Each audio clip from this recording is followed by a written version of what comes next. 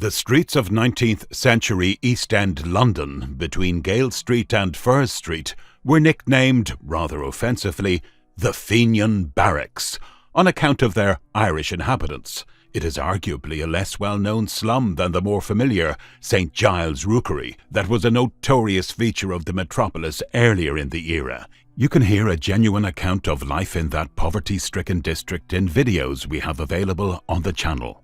Lying close to Limehouse Cut, the Fenian Barracks, in contrast, blighted late Victorian London, and was perhaps even its worst. By all contemporary accounts, the barracks was a wretched rookery of villains with rats yet more terrifying. To look at Furs Green today, just south of Devon's Road in Bow, elicits a very different response than the same view would have done well over 100 years ago. The back-to-back terraces have long since been cleared away, and little of the townscape resembles the dystopian world this once was. The Earl of Devon Public House still stands at the corner of Furs Street and Devon's Road, but every other remnant of the Victorian era has gone, other than the names of Furs, Gale and Hawgood streets that remain as a reminder of the barracks. The central green and a block of modern flats now occupy the land where Box and Eastward streets once stood perpendicular to Furs and Gale streets. The Limehouse Cut, of course, also still flows as it did in the past, less the wharfs and factories that lined its banks. Later in this video, we will discover the life and people of the barracks through the eyes of an investigator working for Charles Booth, 1840 to 1916. Booth is perhaps best known for his Inquiry into Life and Labour in London, a study of working-class life in London towards the end of the 19th century. It is thanks to his account and the police that accompanied him on his investigation of the East End that we can bring to light the reality of life for its inhabitants. His poverty maps are a well-known, if not overly qualitative, representation of social inequality in the metropolis. His study focused more on class difference, moral qualities, and character than statistical factors such as income, subjective and with the potential to be influenced by whom he interviewed and their own prejudices and grievances, particularly the police, but perhaps all the more interesting for it. You may have your own opinion on his maps, and do please watch the video to the end for more discussion about this. I would be interested to read your views in the comment section. The maps are, nevertheless, fascinating, and all the more graphic for colour-coding the very poorest streets in dark colours compared to the bright colours of wealthy neighbourhoods. Before we move on, please consider clicking the subscribe button for more content like this. If you find this video interesting, I would really appreciate it if you could give it a thumbs up and share it widely with friends and family. You can also support the channel and get access to exclusive perks by becoming a channel member. Check out the Join button and description for more. The terrace housing in the Limehouse area of the East End was constructed largely in the latter half of the 19th century. In fact, if you stood here at the time the journalist Henry Mayhew was concerned with the state of the rookeries of St. Giles and Seven Dials in the 1840s, then you would find yourself in a low-lying meadow and marsh. The Limehouse Cut, the oldest canal in London, would have featured in your eyes as a rather bucolic body of water with St. Anne's Church Limehouse in the distance, a handful of houses and workshops, a mill here and there, and the masts of Thames ships on the horizon. By the time of Booth's investigation, little of that world remained beyond the aforementioned church and the cut, which now defined the southern extent of the barracks. He described Bow and land west of the River Lee as a vast township built on low marshy land. Furthermore, he says, there is a great deal of jerry-building. Desolate streets spring into existence and fall into decay with startling rapidity and are only made habitable by successive waves of occupation. Anything will do so that the house be run up. Any tenant will do who will give the house a start by burning a little coal in it, The first tenants come and go till one by one the houses find permanent occupants. The streets settle down to respectability and the rents rise. Or a street may go wrong and get in such a position that no course short of entire destruction seems possible. Among the early troubles of these streets are fevers, resulting, it is said, from the foul rubbish with which the hollow land has become levelled. This district has had many such troubles and is steadily living them down. Charles Booth and his investigators accompanied police on their beats in London and recorded descriptions and characterizations of the streets, their inhabitants and industry. Bow District, and particularly the barracks, had a dangerous reputation with the police. We now hear from the diary of George Duckworth, one of Booth's investigators, as he makes his way through the streets of East London to the barracks, accompanied by Mr. Carter, District Inspector of Police, on the 28th of May, 1897.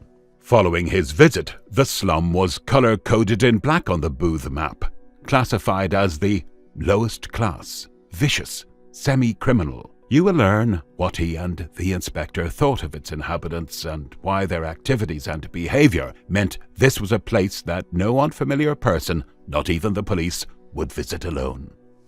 Being Monday, the district was alive with tallymen, insurance agents and rent collectors. Tallymen in dog carts, smart, and some have a groom in livery with a pile of samples under the seat. Some on foot and calling for orders, some on bicycles, others less smart and driving a cart on which was piled furniture, mats, etc. Bow Street seems to be the paradise of tallymen. In the Campbell Road they have their dwellings, and in the neighbourhood they make their living. Young men, most of them, of a Jewish countenance. There is hardly a thing they won't sell you, always a bargain, but always much dearer than you could buy in a shop. They run great risks of bad debt. The live must pay for the dead. There was an insurance agent with a Henius-like air, a brown or black billycock hat, and a suit of ditto. The debt collectors nearly always had a top hat, an umbrella, and an invariable black coat. Pawn shops doing a fair business with women who were putting away their husbands' own Sunday clothes. One of the signs of a poor street is the pawn shop at the end of it. A pawn shop must be near its customers. Pawn shops are used quite as much by the poor as a means of safety, as a means of making money. You know your clothes will not be either stolen or ill-used while they are at your uncle's, and it is worth paying something for this. The block of streets between Furze Street and Gale Street are the worst in the district, worse than in almost any district in London. 3 policemen wounded there last week. This block sends more policemen to hospital than any other in London. Men are not human, they are wild beasts. You take a man or a woman and rescue is always organised. They fling, brick bats, iron, anything they can lay their hands on. All are Irish cockneys. Not an Englishman or a Scotchman would live among them. The group is known as the Fenian Barracks. The streets have all the appearance of semi-vicious poverty. Hatless women on cleaned doorsteps, 2 or 3 women drunk, shoeless and stockingless, children in great numbers, notwithstanding a 3:15 p.m. They should be in school.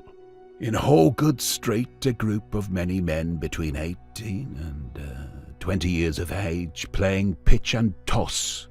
One older man of about 25 to 30 years among them. Consternation at our appearance. Free fight to get out of the circle. Carter surprised that they let us get so close. What were the crows doing? Crows being those put to watch and keep care. All knew Carter by sight well. Eastward Street is the roughest of this rough lot, the doors leading to Fat Refinery at the corner of Hargood Street. Not only are the inhabitants savage, they think nothing of taking a human life. The beasts are terrifying. You should come down here of an early summer morning, if possible after a shower of rain. Rats, not in 2s or 3s or in 10s or 20s, but in thousands and tens of thousands. The street will be covered with them. So will the yard of the factory. Rats, not small rats, but big and fat, the size of cats. You knock a flagstone with your boot, and away they go with a rush and a hissing sound from their feet upon the pavement that will make your blood run cold.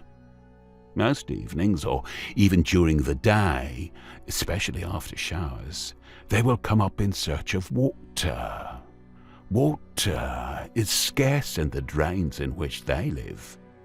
They will eat anything. A load of hams were condemned by the inspector as unfit for human food and brought down by barges to be boiled down for train oil.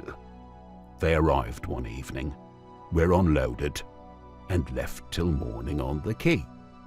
In the morning, nothing was left but brown husks with the outward appearance of hams. The rats had eaten out all that was inside. Carter saw them himself. What would happen if rat food ran short? Duckworth left this sentence hanging as a rhetorical question, leaving the barracks over Stinkhouse Bridge to continue his tour of the East End, when later remarking upon Bow Street district generally, he stated that there are many bad spots and a great many very poor streets. Now, from the police point of view, the barracks is the worst. This is a spot which, though not perhaps worse than any other given spots, if taken in bits, yet as a whole is consistently bad, and from its size very difficult to deal with. Small streets may be bad in themselves, but they can be tackled. A large block is another thing altogether.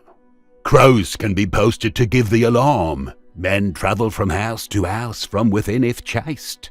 As was typical for rookeries, adjoining houses had internal passages designed for eluding police pursuit. A cry of "Police!"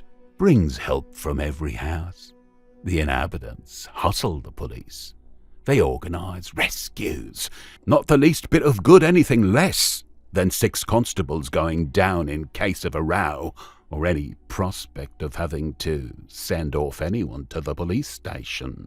Duckworth talked more about the inhabitants in the district generally, and in particular the streets just north and close to the barracks, which he classified as very poor. He says, inhabited by many Irish and work in the gas works. A rough lot, given to drink and racing and betting. Whippet racing a favourite sport for Sundays at the Bow Racing Ground.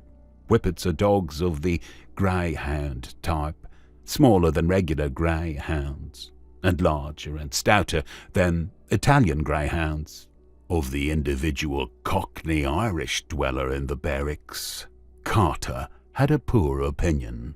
Get him alone and he is a coward, but let him and a pal get you alone and they think nothing of knocking you down and robbing you. 2 or 3 of them will often wait to catch a single man on his way half drunk out of the public house. In summary of Duckworth's account, this was an era when appearance mattered. According to Andy Carter, even an unwashed doorstep was an indictment of lacking morals. The physical character of a street, and especially its inhabitants, was likely, however unfairly, to influence the opinion of the authorities as to the value of such people, no more so than the Irish. Londoners born in the city and of Irish origin were referred to as Irish Cockneys, and it's clear that the community was regarded as a source of crime by the police and therefore worthy of suspicion. A whole neighbourhood could be said to be occupied by Irish Cockneys even if there were more residents of English origin. It seems that this stereotyping had its origins in the living conditions the Irish were forced to suffer earlier in the era, and old prejudices endured. One shortcoming that has been noted of Booth's survey and the analysis of the Fenian Barracks is his reliance on the police to accurately inform him of social issues. They looked at people and neighbourhoods through the lens of crime, and if certain streets happened to house problem families at a particular point in time, or a policeman was injured or met his death, then this was likely to colour opinion of the wider community. Booth's famous poverty maps may not, therefore, paint an accurate picture for his black and blue streets. Behaviours such as vicious or semi-criminal are potentially one-sided generalizations. Inequalities such as access to services beyond the control of occupants are not given enough attention, nor any positive qualities. By 1929, when the East End was surveyed again by the London School of Economics, the level of destitution was falling. Nevertheless, the Fenian Barracks remained an ugly pocket of chronic poverty.